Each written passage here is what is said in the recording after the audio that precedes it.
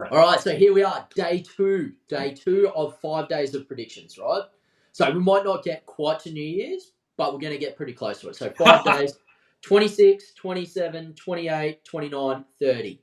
That's Yeah. our 5 days, right? We're No falling short of New 31st. Year's. I don't have any more predictions, Dan. So Oh, you're I've got scratching five at to like a you're mustard. scratching at the edges to get to the number 5, mate. Possibly. All right.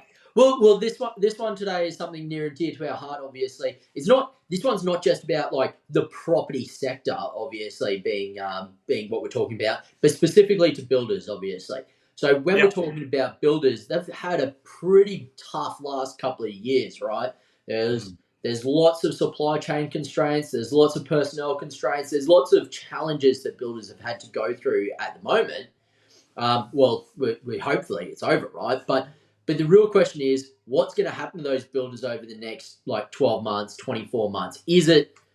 Are they out of the hard times, or are they out of the harder challenges at the moment? And then are we now going to be full steam ahead, or I suppose from my perspective, I think there's still some troubled waters ahead, mate. So, what's your gut instinct? Mate, I'm with you, dude. I think there's a couple.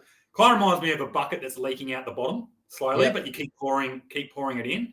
With interest rates rising and the turnover of people purchasing properties and stuff, it's starting to slow. I wouldn't say it's declining, but it's slow. It slows down, right? So when that happens, obviously, your cash flow is not as much coming through. So there's not as much water coming in the top of the bucket anymore, right? And then for some of them, they won't be able to fill it up quick enough, and it's leaking out the bottom. So we'll see how that goes, mate. It's going to be very interesting. I think it's very important to make sure that you choose the right sort of, people when you are going through and getting the right builder, and make sure they're doing a QA check and everything on them as well. But mate, I still think there'll be a few.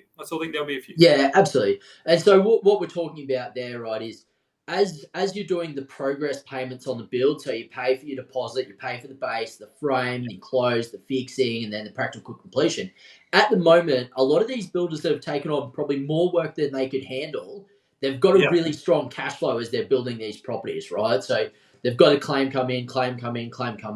But what the back end of the pipeline is let's say that they've got like 10% of the builds that they previously had. If they've taken a market steep decline, the cash flow that they've been running the business off is going to drop off a cliff. And then obviously those builds are coming in. They're not going to be enough to sustain the beast, pretty much. The old bucket analogy, Dan. Mate, in my mind, pretty much what's going to happen is, you've been dribbling out the bottom, but someone's going to come along and kick that bucket over, mate.